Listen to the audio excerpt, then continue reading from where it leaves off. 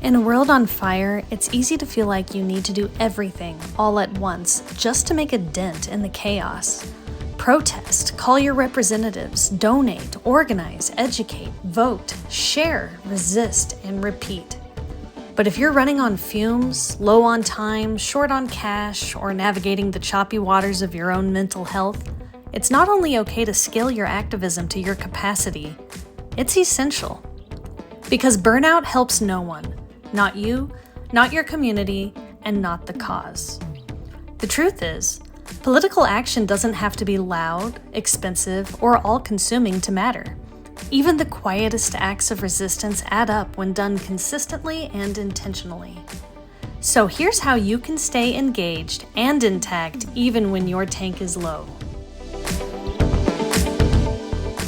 First, it's important to know your own bandwidth. How much time do you have to spare? Can you spare 5 minutes, an hour, a week, or none at all? Are you able to show up to protests or events? If not, spending time might not be the best form of activism for you. And the same goes for energy. Are you running on survival mode, or do you feel stable enough to take on a commitment? And money. Many people are struggling and cannot afford to donate.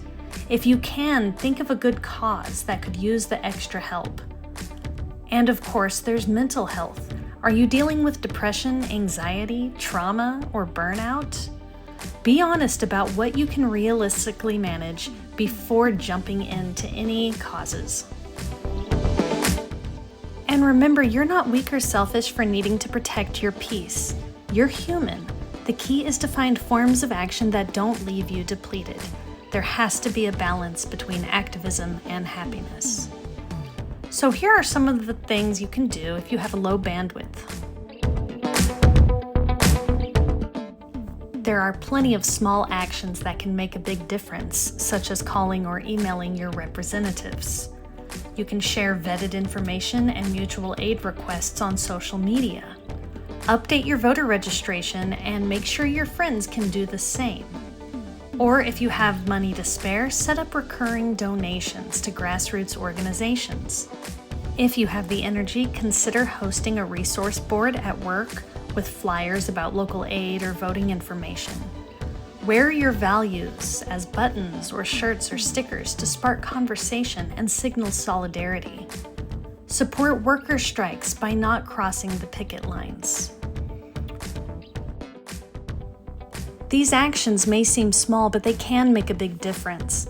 Things like chatting with a friend about why you're voting, or attending a protest, or boycotting certain companies that don't align with your values, or even just offering to help someone with their action, like watching their kid while they attend a meeting, or giving someone a ride to the polls. These can make a big difference over time. So here are some additional steps for anyone wanting to fight for a good cause who may be low on time, energy, or money. Vote and help others do the same. Register to vote, help a friend or neighbor learn how to vote, and share election reminders. Use social media for a good cause with well-researched posts. Amplify marginalized voices and follow and boost grassroots organizations. Contact your representatives through email or by phone and let them know exactly what you think about certain policies. Stay informed, but make sure you set limits. Read 5 to 10 minutes a day and focus on facts. You can also sign petitions or public comments on sites like change.org or the ACLU. Show up for the community by joining local groups, meetings, or mutual aid networks.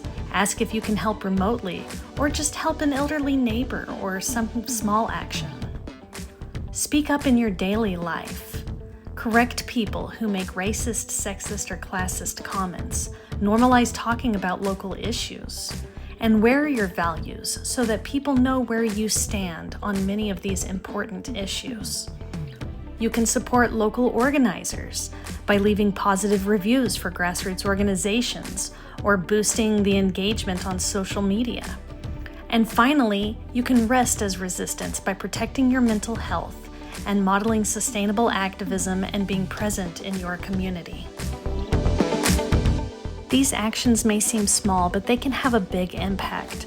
We don't all have to be on the front lines to be part of the fight. Some of us are here to plant the seeds. What matters most is that we keep showing up in whatever way we can. So rest when you need, speak when you can, act when you're able, and trust that your small flame still lights the way. Thanks for watching, and let's navigate this wasteland together.